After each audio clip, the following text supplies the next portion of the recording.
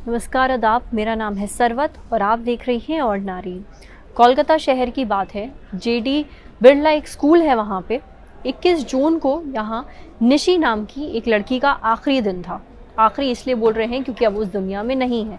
साथ ही निशी इस बच्ची का असली नाम नहीं है, जो इसकी ट्रू आइडेंटिटी है वो हम कैमरे पे रिवील नहीं कर सकते, तो हम उसका नाम बदल रहे हैं। खैर, ये जो बच्ची है ये 10वीं क्लास में पढ़ती थी। 6th पीरियड से ये गायब थी। जब 7th पीरियड आया और टीचर क्लास में आई तो बच्चों ने बताया कि भाई पिछले 1 घंटे से ये बच्ची क्लास में नहीं है। तब जो क्लास के बच्चे हैं और जो स्कूल की अथॉरिटीज़ हैं, उन्होंने निशी को ढूंढने की कोशिश की। पता है निशी कहाँ मिली?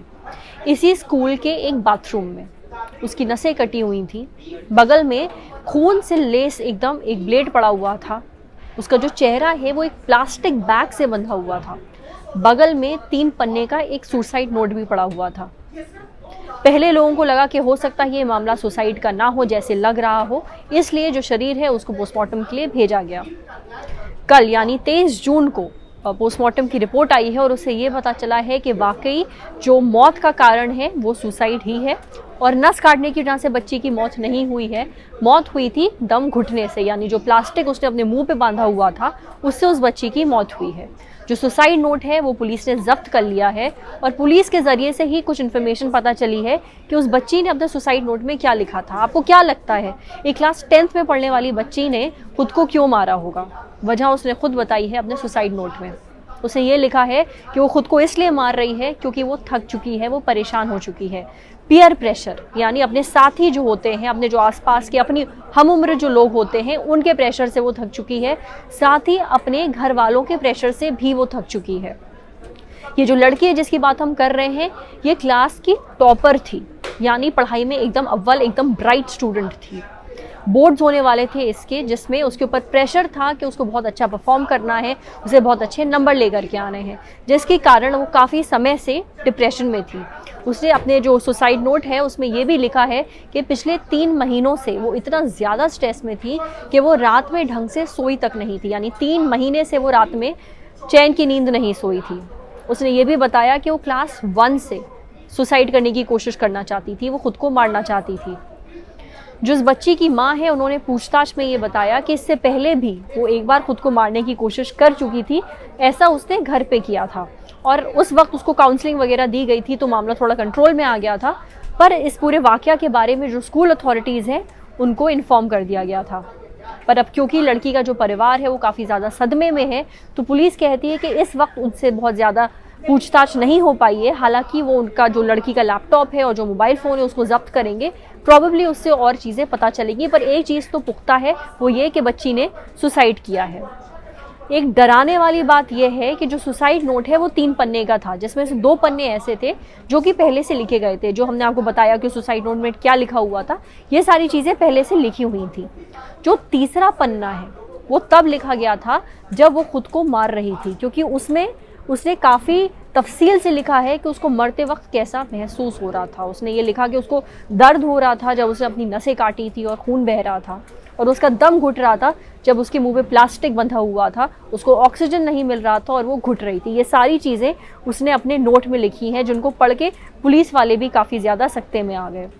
उसने ये भी लिखा है कि मैं सुसाइड कर रही हूँ, ये मेरे खुद की मेंटल स्टेट की वजह से है, तो बेफिजूल के सवाल मेरे आसपास के लोग जो लोग हैं उनसे मत पूछे जाएं, उनको परेशान ना किया जाए।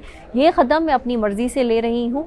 दूसरी चीज़ उसने ये लिखी कि मैं चाहती हूँ कि जो मेरा फ्यूनरल हो, यानी जो मेरा अंतिम संस्कार हो, वो काफ़ी धूमधाम से हो, वो काफ़ी अच्छे तरीके से हो।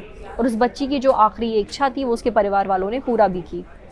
ये पूरा जो इंसिडेंट है अपने आप में काफ़ी ज़्यादा डरावना है कि अगर क्लास 10th की बच्ची, जो हमें लगता है काफ़ी छोटे होते हैं, 9-10 में पढ़ने वाले बच्चे, इस लेवल तक स्ट्रेस्ड हैं, इस लेवल तक डिप्रेस्ड हैं कि वो ऐसा कदम उठा सकते हैं, तो कहीं ना कुछ as parents, as society, as school, as education system हम कहीं ना कहीं गड़बड़ कर रहे हैं।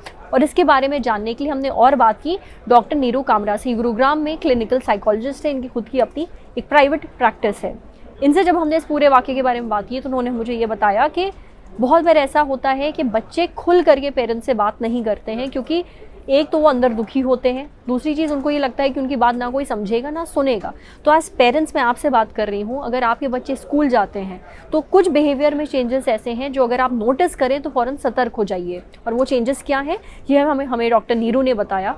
सबसे पहले तो उन्होंने ये बोला कि अगर आपका बच्चा बहुत ज़्यादा शांत हो जाता है या एकदम से बहुत ज़्यादा हाइपर हो जाता है तो उसके इस बिहेवियर पर ध्यान दीजिए, क्योंकि मोस्ट ऑफ द टाइम ये अटेंशन फॉर बेसिकली क्रेव करना होता है, टेंशन, पेरेंट्स की अटेंशन अपनी तरफ खींचने का एक जरिया होता है।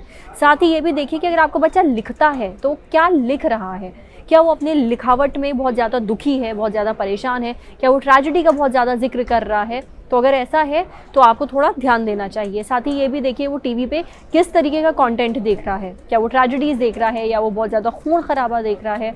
अगर ऐसा है तो अपने बच्चे पे ध्यान दीजिए। और वीडियो गेम्स भी, कि किस तरीके के वीडियो गेम्स वो खेल रहा है। साथ ही कम्युनिकेशन ओपन रखिए। हर पेरेंट यही चाहता है कि उसका बच्चा एक्सेल करे, बहुत अच्छे नंबर लाए, टॉपर बन जाए, पर आप अपने बच्चे की कैपेबिलिटी भी देखिए कि वो कितना कर सकता है और उसको हद से ज़्यादा प्रेशराइज मत करिए। इन सारी बातों का ध्यान रखिए और साथ ही ये भी बताइए कि पूरे इंसिडेंट के ऊपर, इस पूरे मामले के ऊपर आपकी क्या राय है। ये सारी राय हमारे साथ कमेंट सेक्शन में ज़रूर शेयर करिए। अगर ये वीडियो आप फेसबुक पे देख रही हैं तो प्लीज़ हमारे फेसबुक पेज को लाइक करिए। अगर ये वीडियो आप यूट्यूब पे देख रही हैं तो हमारे ऑर्डिनरी यूट्यूब चैनल को सब्सक्राइब करिए। साथ ही बेल आइकन पे भी क्लिक कर दीजिए ताकि जब भी हम कोई नया वीडियो अपलोड करें तो उसका नोटिफिकेशन आप तक सबसे पहले पहुँचे। Thank you.